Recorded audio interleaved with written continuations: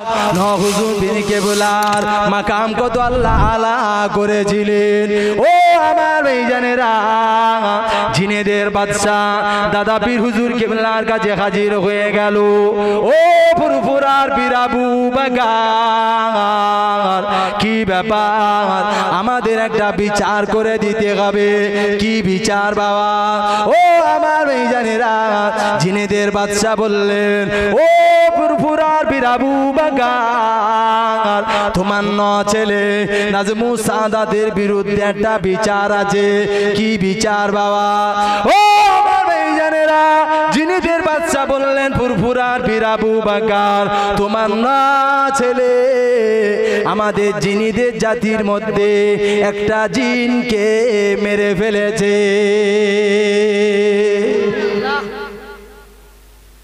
একটা জিন মেরে ফেলেছে, তোমার ন ছেলে বিচার করে দাও। ও আমার ভাইজানেরা, দাদা পীর হুজুর কেবলা আমার ন ছেলে নাজমু সাদা সিদ্দিকীকে জিজ্ঞাসা করলেন, বাবা ন ছেলে কি ব্যাপার, এটা কি সত্য কথা বলেছে? ও বাবা ন ছেলে এটা কি হক কথা বলেছে? হ্যাঁ আব্বা জান, তোমার ন ছেলে কোনোদিন মিথ্যা রাস্তায় নেবে না। ও আমার আব্বা জান, আমি তোমার ন ছেলে একটা জিনিদের মধ্যে একটা জিনকে মেরে ফেলেছে আব্বা জান। তবে আমার আরো একটি কথা আছে। কি জানেন? কি কথা বাবা?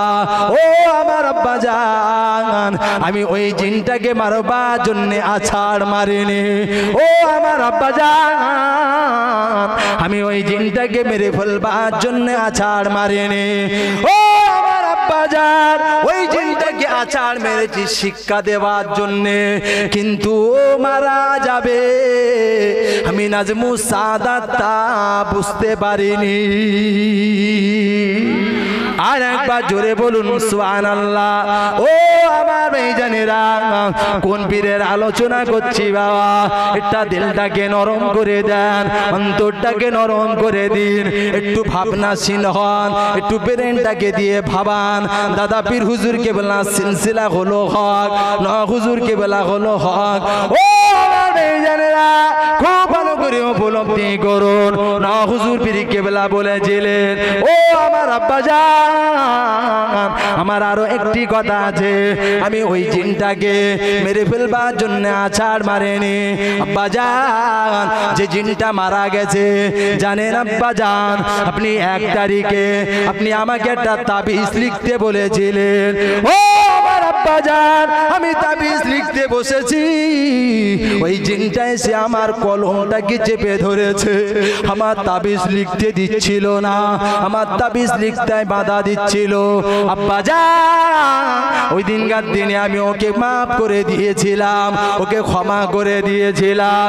ও আমার আব্বা জান, আজকে আপনার সঙ্গে আমি আপনার ন ছেলে হেঁটে যাচ্ছে, হঠাৎ দেখলাম ওই জিনটা আপনার মাথার উপর দিয়ে চলে গেল আব্বা জান। পৃথিবীর এত জায়গা ফাঁকা ছিল, সেদিক দিয়ে গেল না, এত জায়গা ফাঁকা ছিল, সেদিক দিয়ে গেল না, ও আপনার মাথার উপর দিয়ে কেন গেল? এই শিক্ষা দেওয়ার জন্য ওকে আছাড় মেরেছি আব্বা। তবে মনে রাখুন, ওই জিনটা মারা যাবে আমি আপনার ন ছেলে তা বুঝতে পারিনি।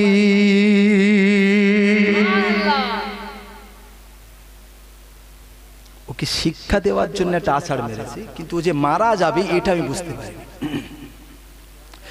ও আমার ভাইজানেরা, জিনেদের বাদশা দাঁড়িয়ে বললেন, ও ফুরফুরার পীর আবু বকর, ও ফুরফুরার পীর আবু বকর, আমার আপনার ন ছেলে নাজমু সাদাত যে কথাটা বলেছে, ওই কথাটা সত্য যদি হয়, ওই কথাটা যদি হক হয়, আমরা অস্বীকার করছি না, হক বলেছে, সত্য বলেছে। ও ফুরফুরার পীর আবু বকর, মাথা রাখুন, আপনার ন ছেলে নির্দোষ, আপনার 9 ছেলের কোনো দোষ নাই, আপনার 9 ছেলে হলো নির্দোষ, আপনার 9 ছেলের কোনো দোষ নাই। ও ফুরফুরার পীর আবু বকর শুনে রেখে দেন, আপনার 9 ছেলে নির্দোষ। ওই দিনকার দিনে জিনেদের বাদশা আমার 9 হুজুর কিবলাকে দোষী নয়, ন্যায় সত্য পরায়ণ, সত্য বিচার করে হক বলে ওনাকে বাদ দিয়ে জিনেদের দোষটাকে স্বীকার করে ওদের জাতির জিনটাকে, মরা জিনটাকে নিয়ে ফিরে চলে গিয়েছিলে।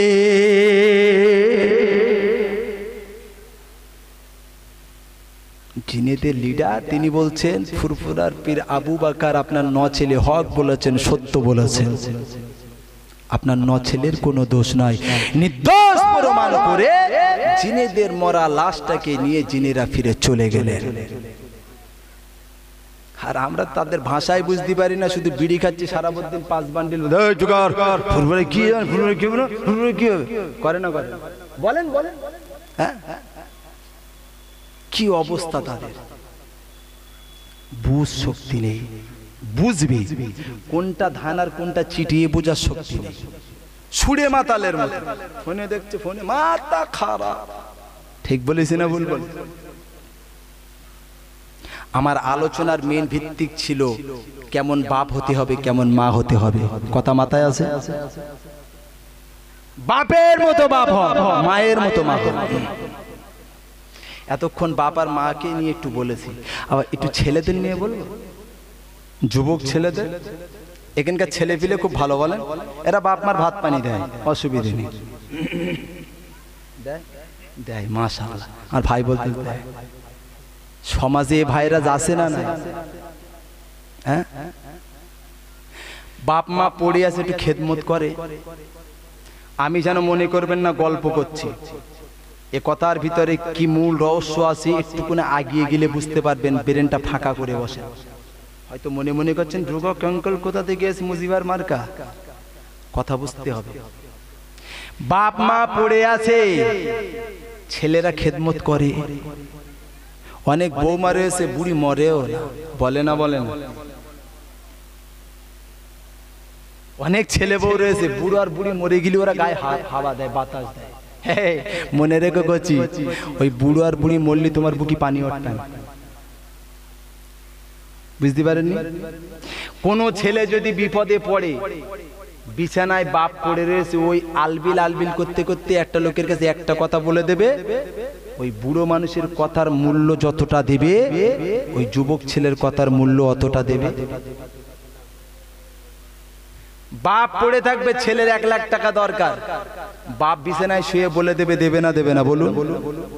ছেলে সচল, ফোন করবে আমার 1 লাখ টাকা লাগবে, দেবে দেবে না। বাপ মা কি জিনিস বোঝেন? বাপ মাকে যদি খেদমত করেন, আল্লাহ দয়া রহমতের জান্নাতকে তুমি খেদমত করলে জোরে হবে না সুবহানাল্লাহ? আল্লাহ নবী 1 তারিখে হযরতে ওমরে ফারুক আর আবু বকরকে ডেকে বলছে, আবু বকর, ও বাবাজি ওমর, ওয়াইসাল কুরুনির নাম শুনেছো? ওয়াইস কুরুনি নাম শুনেছো? ইয়া রাসূলুল্লাহ। তা বলছে, আমি রাসূলুল্লাহ তোমাকে বলছি, ওয়াইস কুরুনিকে যদি তোমরা জীবনে দেখতে পাও, ওয়াইস কুরুনি, আমার দিকে মনোযোগ দেন, আমার দিকে খেয়াল করুন, কথা না বুঝলে অজ বুঝতে পারবেন না। ওয়াইস কুরুনির সঙ্গে জীবনে যদি কোনোদিন একবার দেখা হয়, ওয়াইস কুরুনির কাছ থেকে তোমাদের জন্য মাগফিরাতের নাজাতের দোয়া চেয়ে নিও। জোরে বলুন। আল্লাহ নবী আরো বললেন, বাবাজি উমার, ওয়াইস কুরুনির সঙ্গে যদি দেখা হয় তোমার জন্য দোয়া চাইবে, আর ওয়াইস কুরুনিকে এটাও বলবে আল্লাহ রসুল বলেছেন তার আখিরি জামানার উম্মত উম্মতির জন্য নাজাতের দোয়া চাইতে। জোরে বলুন। অথচ ওয়াইস কুরুনি কোনদিন জীবনে আল্লাহ নবীর সামনে এসে একটা হাদিস শুনিনি, একটা কোরআনের আয়াতও শুনিনি। আমার নবীর খেদমতে এসে ওয়াইসাল কুরুনির বসার মতো সুযোগ হয়নি। তবে জীবনে একবার নবীর খেদমতে বসবে বলে মদিনায় গিয়েছিলেন, দেখা হয়নি। কোথায় গিয়েছিলেন? ওয়াইস আল কুরুনি নবীকে জীবনে চোখে দেখিনি, নবীর সামনেও বসিনি, নবীর দার্সে বসে, নবীর সম্মুখে বসি একটা হাদিসও শুনিনি, একটা কোরআনের আয়াতও শুনিনি। সেই ওয়াইস আল কুরুনিকে আল্লাহ নবী বলছে, ওমর তুমি জান্নাতে সার্টিফিকেট পাওয়া সাহাবা, আমি তোমাকে বলছি ওয়াইস কুরুনির সঙ্গে যদি তোমার দেখা হয়, ওয়াইস কুরুনির কাছ থেকে তুমি মাগফিরাতের দোয়া চাইবে, আর এটাও বলবে আল্লাহ নবী বলেছেন তার উম্মতের নাজাতের জন্য দোয়া চাইতে। জোরে বলো। তবে ওয়াইস আল কুরুনি জীবনে একটাবার নবীকে দেখবে বলে মদিনায় গিয়েছিলেন, নবীর সঙ্গে দেখা হয়নি। আল্লাহ নবী কাফেলাকে সঙ্গে করে নিয়ে কোনো একটা জায়গায় ছিল, দেখা হয়নি।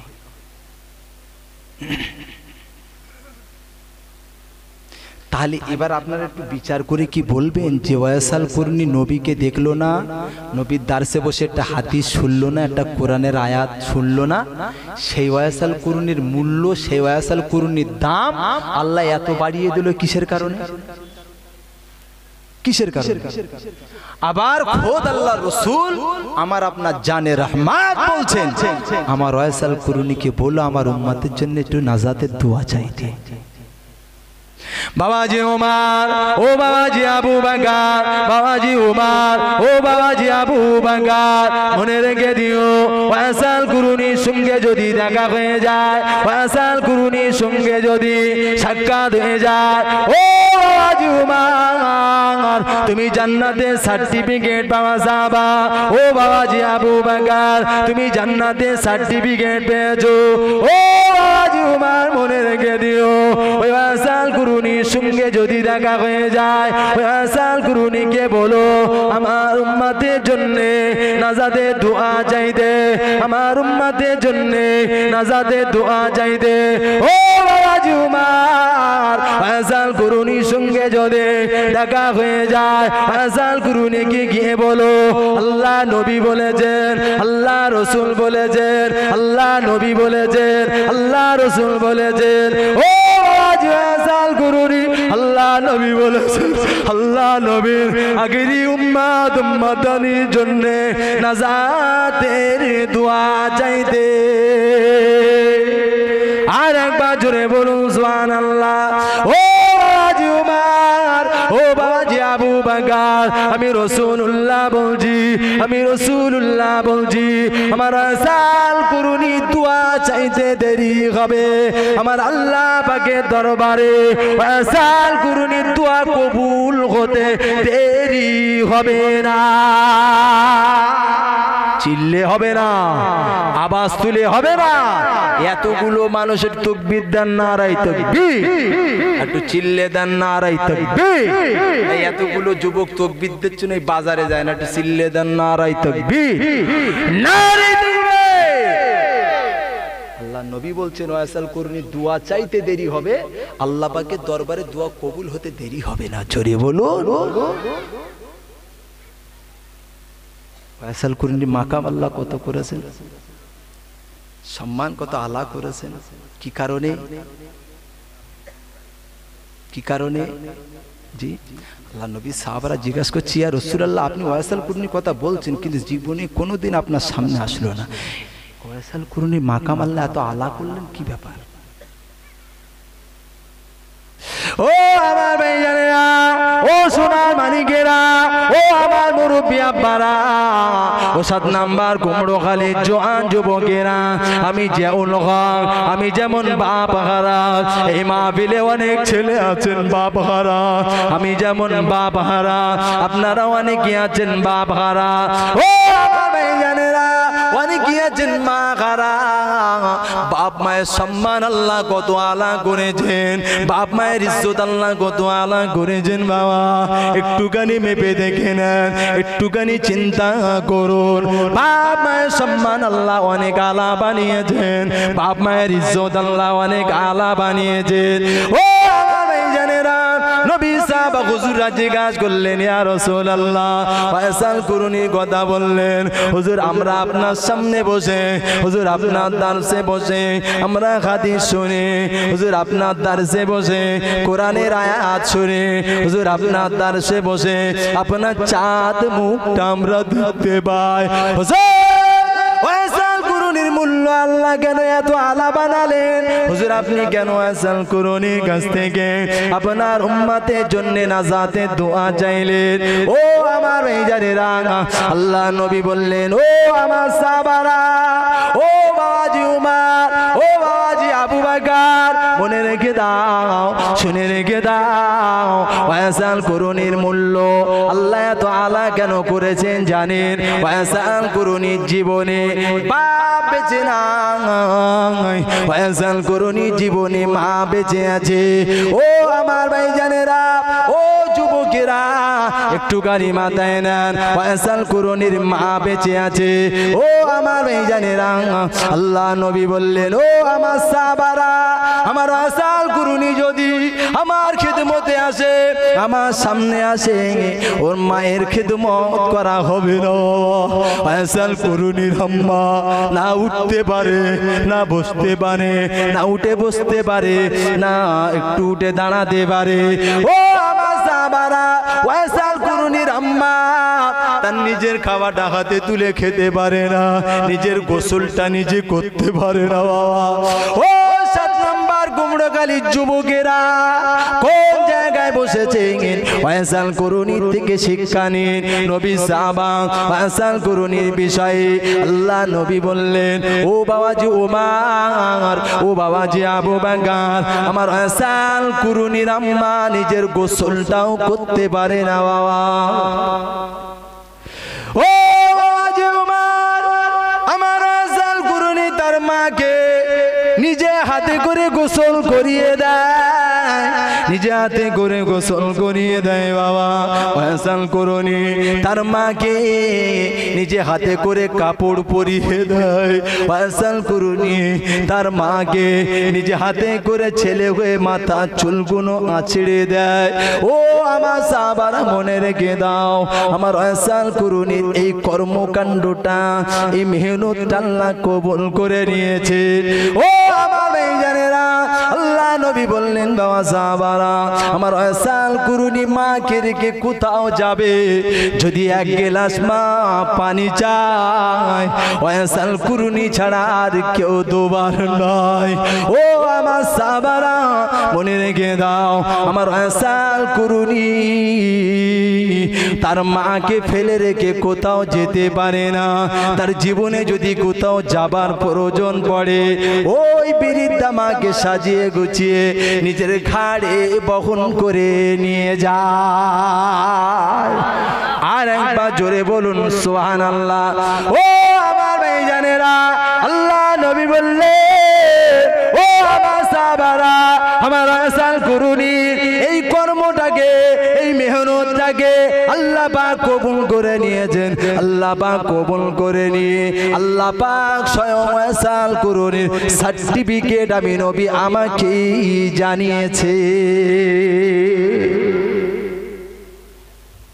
একবার প্রাণ করে দরুদ শরীফ আল্লাহুম্মা। মুসলমান কোন জায়গায়?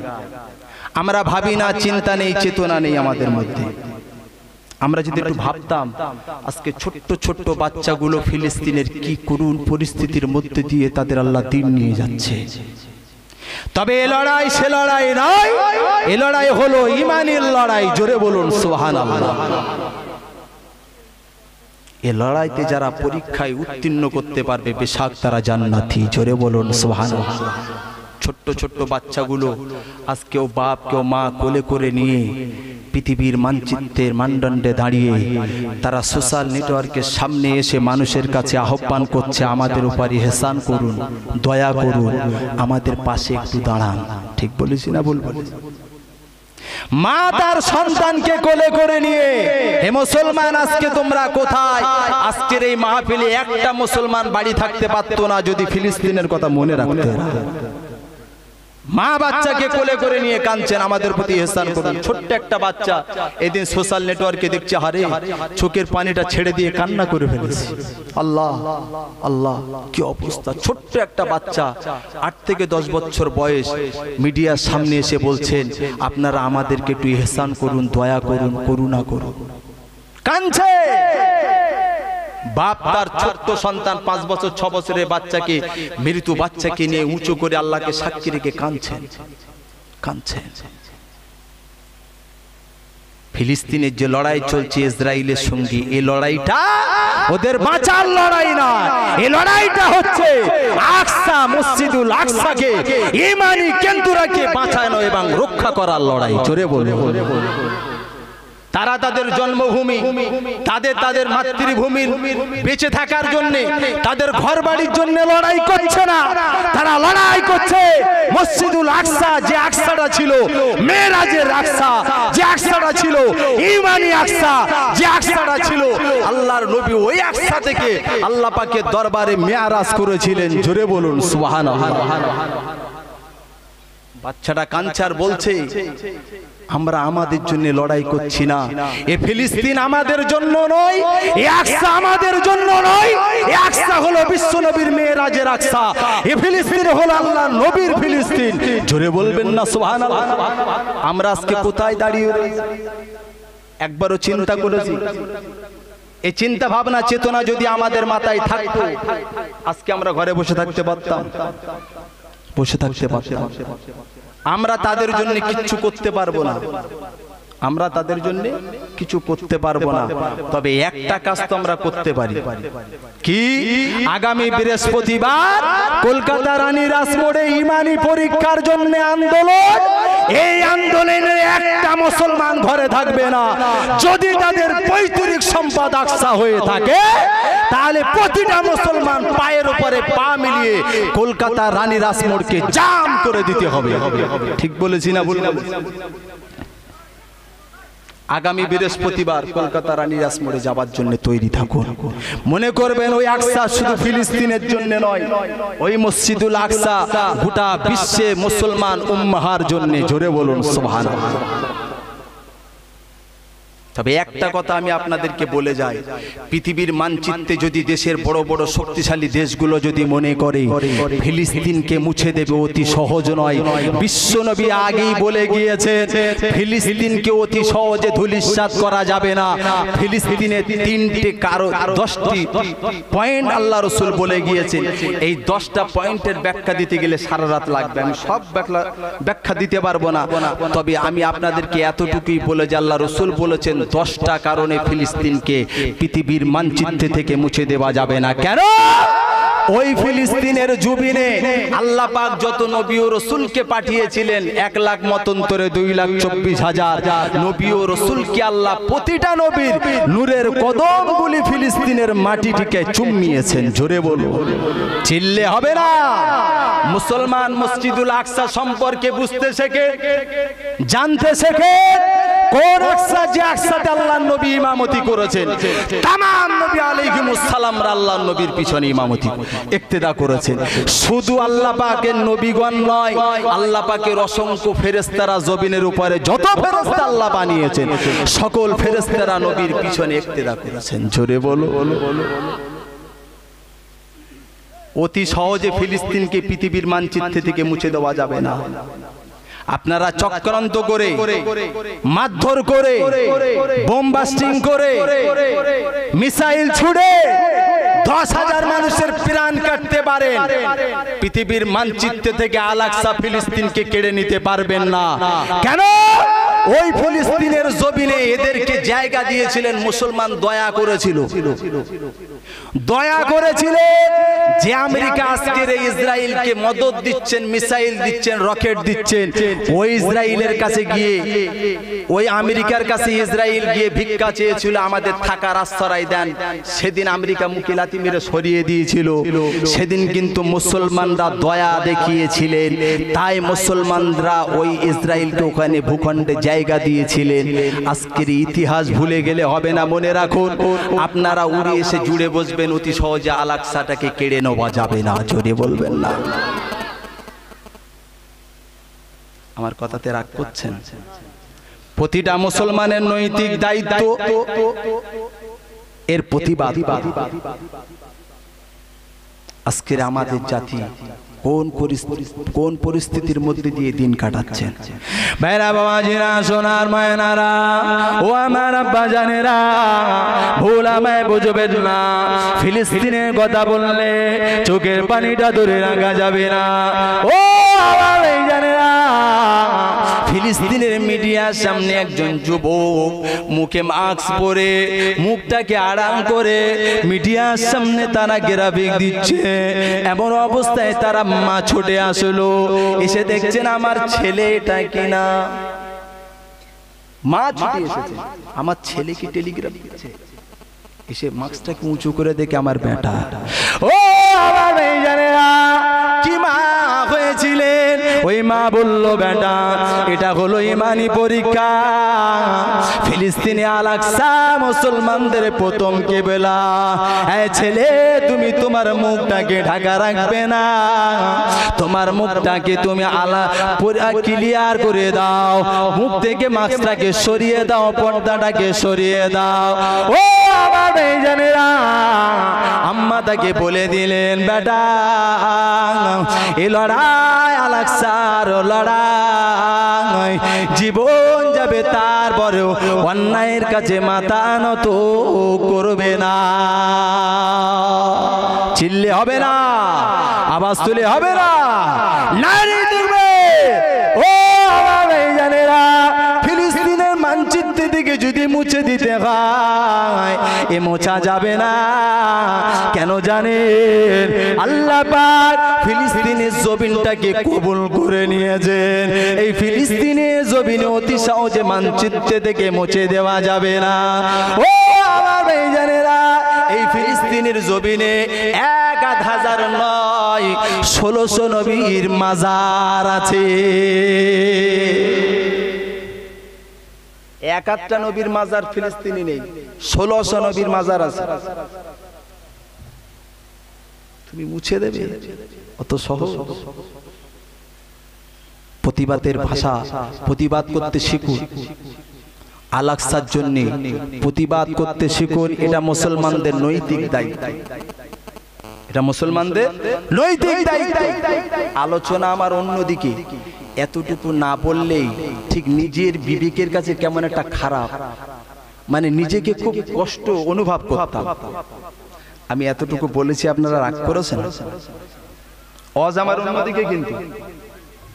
তবে সর্বশেষ আবার একটা কথা বলি, আগামী বৃহস্পতিবার পায়ে পা মিলিয়ে একে অপরকে সহযোগিতা করে কলকাতা রানী রাসমোড়ে যাবেন তো? যাবেন? কে কে যাবেন হাত তুলে দেখান। কে কে কলকাতা রানী রাসমোড়ে যাবেন হাত তুলে দেখান। নারায়ে তাকবীর, নারায়ে তাকবীর। অনেক মানুষ হয়তো হাত তুলছেন না, চিন্তা করছেন যাবো কি যাবো না। ঠিক আছে, এরপরও আমি আপনাদেরকে অনুরোধ করছি, কলকাতায় যাবে। মুসলমানদের জন্য না, আল আকসার জন্য তো যাবে। হ্যাঁ, যে আল আকসা আমাদের প্রথম কিবলা ছিল। আল্লাহ রাসূল একটা সময় একটা জায়গায় নামাজ আদায় করছেন। কি আদায় করছেন? নামাজ আদায় করছেন। নিয়ত বেঁধেছেন, আল্লাহর আসমানের দিকে বারবার ফিরে ফিরে তাকাচ্ছেন। অন্তরে হচ্ছে, আল্লাহ আমাদের জন্য, মুসলমানদের জন্য আল আকসা নয়, আপনার বাইতুল্লাহটাকে কিবলা বানিয়ে দিন। জোরে বলবেন না সুবহানাল্লাহ। আল্লাহ নবী মনে মনে করছেন। কি করছেন? মনে মনে, মুখ দিয়ে বলছেন না, অথচ আল্লাহর আসমানের দিকে তাকাচ্ছেন। আল্লাহ পাক আলিমুল গায়ব ওয়াস শাহাদাতি হুয়ার রহমানুর রহিম। অদৃশ্যের খবর কে জানে? আল্লাহ। আল্লাহ আল্লাহ বুঝে গেছেন। আমার হাবিবে পিয়ারা, আমার জানে রহমান আমার কাছে দোয়া চেয়েছেন বাইতুল্লাহকে কিবলা বানিয়ে দিতে। আল্লাহ পাক সঙ্গে সঙ্গে ফারিস্তা জিবরাইলকে পাঠিয়ে দিলেন। ও ফারিস্তা যাও, আমার হাবিবের মন চাইলো খানায় কাবাটাকে কিবলা বানিয়ে দিতে। আমি আল্লাহ তোমাকে বলছি, আমার হাবিবে পিয়ারা জানে রহমাতকে গিয়ে জানিয়ে দাও, আমি আল্লাহ আমার হাবিবে পিয়ারা চাবা মাত্র ওই কাবা বাইতুল্লাহটাকে কিবলা বানিয়ে দিলাম। জোরে বলে কিবলা বানিয়ে। আল্লাহ রাসূল তখনও নামাজে আছেন। 2 রাকাত নামাজ হয়েছে আর 2 রাকাত বাকি। 2 রাকাত নামাজ হয়েছে, 2 রাকাত বাকি। এর মধ্যে ফারিস্তা জিবরাইল সাল্লাম এসে গেছে। এসেই বলছেন, ইয়া রাসূলুল্লাহ, ইয়া হাবিবাল্লাহ, হুজুর আল্লাহ আপনার দোয়া কবুল করে খানায় কাবাটাকে আপনার জন্য কিবলা বানিয়ে দিয়েছেন। সঙ্গে সঙ্গে আল্লাহ রাসূল 2 রাকাত অন্যদিকে ফিরে নামাজ পড়েছেন, 2 রাকাত কিবলার দিকে ঘুরে গেলেন। জোরে বলবেন না। মুসলমানদের প্রথম কিবলা ছিল বাইতুল আকসা। আল্লাহ নবী চেয়েছেন, আল্লাহ কবুল করে খানায় কাবাটাকে আমাদের জন্য কিবলা বানিয়ে দিলেন। ভাইরা বাবাজিরা সোনার মায়নারা ও আমার আব্বা জানেরা ভোলামায় বুঝবেন না খুব ঠান্ডা মাথাতে বোঝার চেষ্টা করুন জামা শেষ হয়ে গেল নামাজ শেষ হয়ে গেল ও আমার ভাইজানেরা নামাজ শেষ হতে না হতে আল্লাহ পাকের নবী দয়া নবী আমার সোনার নবী আমার সঙ্গে সঙ্গে সাহাবা হুজুরদের জিজ্ঞাসা করলেন ও আমার সাহাবারা কি ব্যাপার আমি রাসূলুল্লাহ জামাতের মধ্যে আমি যখন ঘুরে গেলাম তোমরাও কেন ঘুরে গেলে আমি যখন খানায় কাবা দিকে মুখ করলাম তোমরাও কেন খানায় কাবা দিকে ঘুরে গেলে ও আমার ভাইজানেরা আল্লাহ নবী বলা মাত্রই আমার নবী পাকের সাহাবা হুজুররা বললেন ইয়া রাসূলুল্লাহ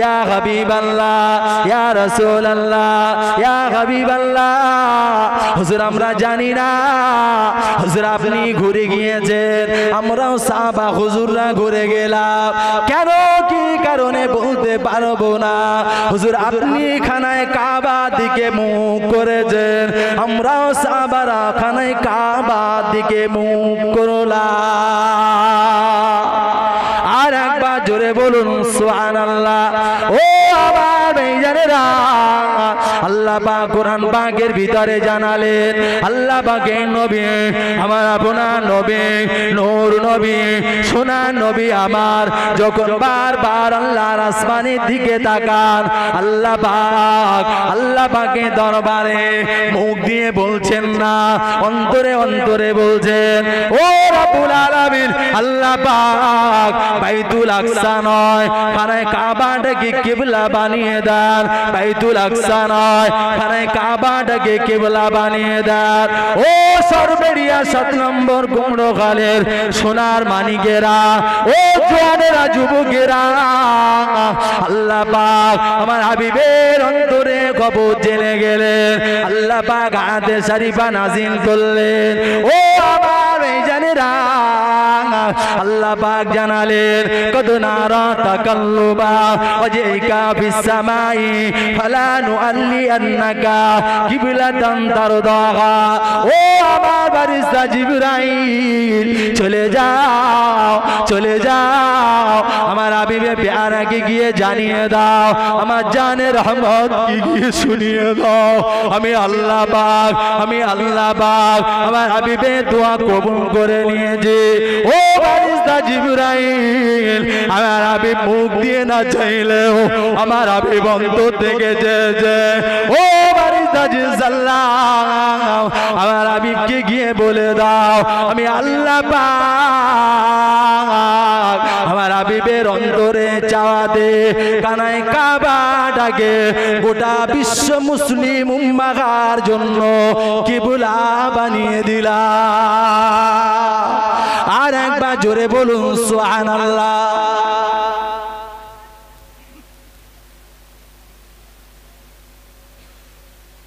আমার নবী আমাদের জন্য চিন্তা করেছেন করেনি জি বলুন হ্যাঁ সেই নবীর জন্য এক ফোঁটা চোখে আমাদের পানি পড়বে না ফেলতে পারবে না এই মাহফিলে এসে বসতে পারবে না হ্যাঁ কোন নবীর উম্মত আল্লাহ আমাদের করেছে আল্লাহ আমাদের মাকাম অনেক আলা বানিয়েছে আমার নবী পাকের মাকাম আল্লাহ কত আলা বানিয়েছে আমরা তো শুধু মুসলমান আল-আকসা কি হচ্ছে ফিলিস্তিনি মুসলমানে মাত্র অনেক মুসলমান খবরই রাখে না ঠিক বলেছি না ভুল বলেছি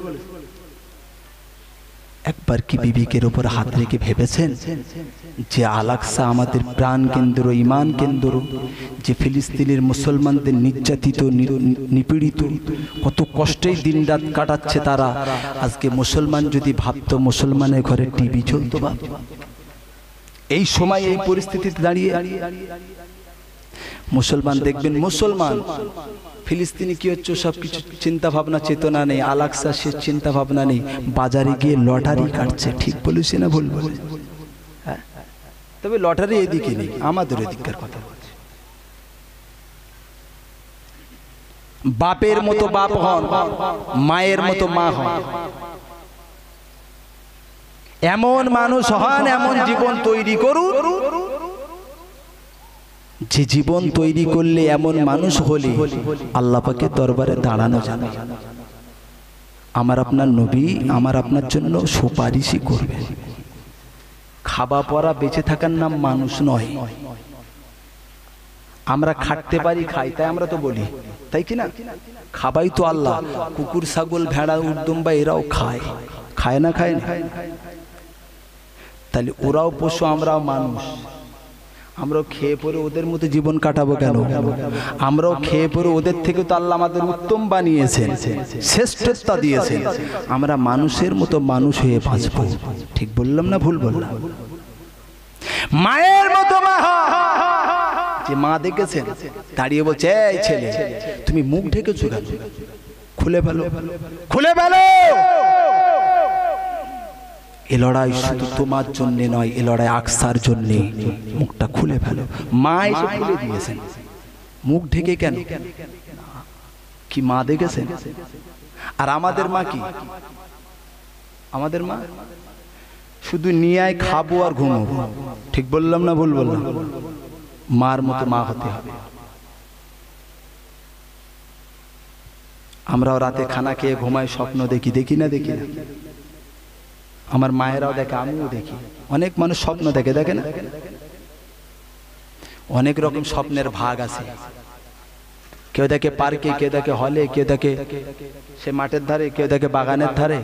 দেখে না? দেখে না? মায়ের মতো মা হন। ইমাম শাফি হুজুরের নাম শুনেছেন? ইমাম শাফি হুজুর।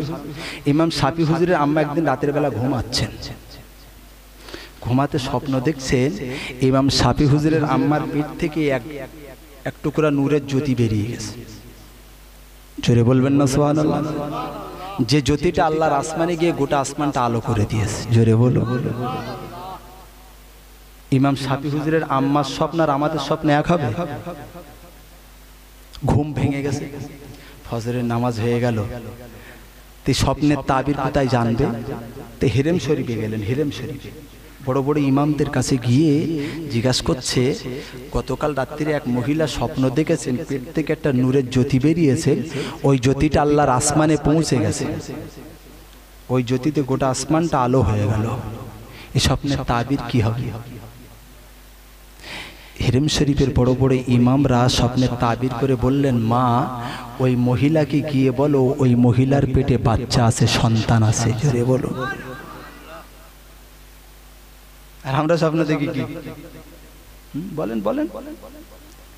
আপনারা রাগ টাগ করছেন? এর আগে কোনোদিন আমার দেখেছেন আপনারা? দেখেননি? ভাই দেখেছে। যাই হোক, ওদিকে না, আলোচনার দিকে যাই। তো যখন বললেন, ইমাম শাফি হুজুরের আম্মা জিজ্ঞাসা করছে, বাবা তো যদি স্বপ্নের তাবির এই হয়, তো স্বপ্নের পুরো ব্যাখ্যাটা কি? ভাইরা বাবাজিরা, সোনার ময়নারা, ও আমার আব্বা জানেরা, ভোলামায় বুঝবেন না, খুব ঠান্ডা মাথা দেওয়াজটাকে বোঝার চেষ্টা করুন। কি মানি পরীক্ষা বাবা, কি মানি পরীক্ষা আমাদের চলছে। কেমন মাথা নাড়া হয়েছিলেন ও আমার জানেরা, কি মাথা না জীবন গঠন তৈরি করেছে। আমরাও জীবন কি গঠন করলাম বাবা, ভোলামায় বুঝবেন না। ইমাম শাফি হুজুরের আম্মা বললেন, ও বাবা ইমামেরা, একবার কি বলবে ওই মহিলার পেটে বাচ্চা যদি উবা থাকে, এই স্বপ্নের পুরো ব্যাখ্যাটা কি হবে? এই স্বপ্নের পুরো তাবিরটা কি হবে? ও আমার জানেরা, ও আমার আব্বা জানেরা, কাবা শরীফ, হিরেম শরীফের বড় বড় ইমামরা বললেন, মা ওই মহিলার পেটে বাচ্চা আছে, ও মা রমণী যান, চলে যান, ওই স্বপ্নের পুরো ব্যাখ্যা হবে।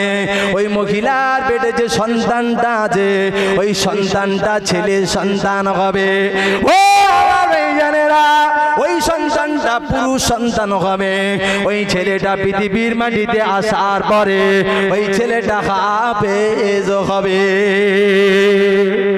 আর একবার জোরে বলুন সুবহানাল্লাহ।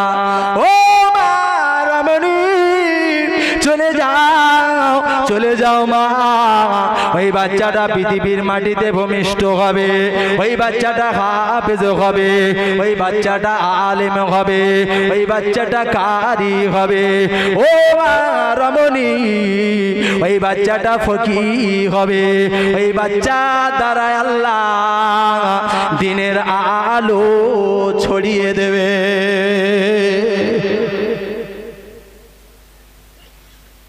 যাও মা, ওই বাচ্চাটা পৃথিবীতে আসার পরে হাফেজ হবে, আলেম হবে, কারি হবে, ফকিহ হবে। ওই বাচ্চাটা ইলমে জাহিরি ইলমে বাতিনের জ্ঞান অর্জন করবে। ওই বাচ্চার দ্বারা আল্লাহ পৃথিবীর মাটিতে দ্বীনটাকে বিস্তার করে দেবে। কি স্বপ্ন দেখেছে?